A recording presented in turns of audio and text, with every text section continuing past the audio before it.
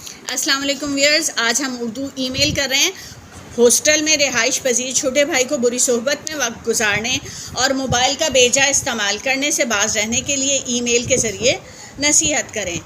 تو پوائنٹ ہے آپ کے پاس: تعلیم کی اہمیت، بری صحبت اور موبائل کے بے جا استعمال سے گریز کی ہدایت، والدین کی امید پر پورا اترنے کی ہدایت۔ از کمرہ امتحان الف ب ج اسکول، کراچی، 30 ستمبر سن 2023۔ میرے پیارے چھوٹے بھائی، السلام علیکم۔ امید ہے تم خیریت سے ہوگے، ہم سب بھی یہاں خیریت سے ہیں۔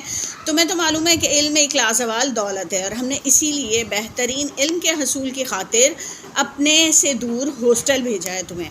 لیکن مجھے تمہارے بارے میں خبر ملی ہے کہ تم برے دوستوں کی صحبت کے باعث بری عادات کا شکار ہو رہے ہو اور تعلیم سے تمہاری توجہ ہٹتی جا رہی ہے، حالانکہ تم تعلیم کی اہمیت سے واقف ہو۔ میرے علم میں آیا ہے کہ تم بری صحبت کے سبب سگریٹ نوشی اور موبائل کے بے جا استعمال کے عادی ہو گئے ہو۔ ایک جانب سگریٹ صحت کے لیے نقصان دہ ہے تو دوسری طرف موبائل کے بے جا استعمال سے تمہارے سونے اور اٹھنے کی عادات متاثر ہوئی ہے، اور اب تم دیر سے سوتے ہو اور دیر سے ہی اٹھتے ہو، جس کی وجہ سے تمہاری تعلیم پر بھی برا اثر پڑ رہا ہے۔ اگر تم ابھی درست طریقے سے تعلیم حاصل نہیں کرو گے تو تمہارا مستقبل تباہ ہو جائے گا۔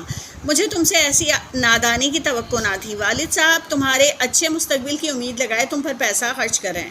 میں ایک مرتبہ تمہیں پھر نصیحت کرتا ہوں کہ اصل میں جو ای میل ہو، مضمون ہو، آپ جب او لیول کے لیے لکھتے ہیں تو آپ کو محاورات کا استعمال کرنا ہوتا ہے، جیسے پیچھے میں نے علم ایک لازوال دولت ہے کال کا ذکر کیا ہے۔ اب اسی طرح یہاں کے بعد میں ایک جو ہے محاورہ لگانا چاہتی ہوں، تو میں یہ کہوں گی کہ ایک مرتبہ پھر تمہیں نصیحت کرتا ہوں کہ خربوزے کو دیکھ کر خربوزہ رنگ پکڑتا ہے، لہٰذا تم اچھی صحبت اختیار کرو اور اپنی عادات پر نظر ثانی کرو۔ تمام بری عادات کو ترک کرو۔ اگلے مہینے تمہارے امتحانات ہیں، دل لگا کر محنت کرو، اور امی ابو تمہیں بہت دعا اور پیار دے رہے ہیں۔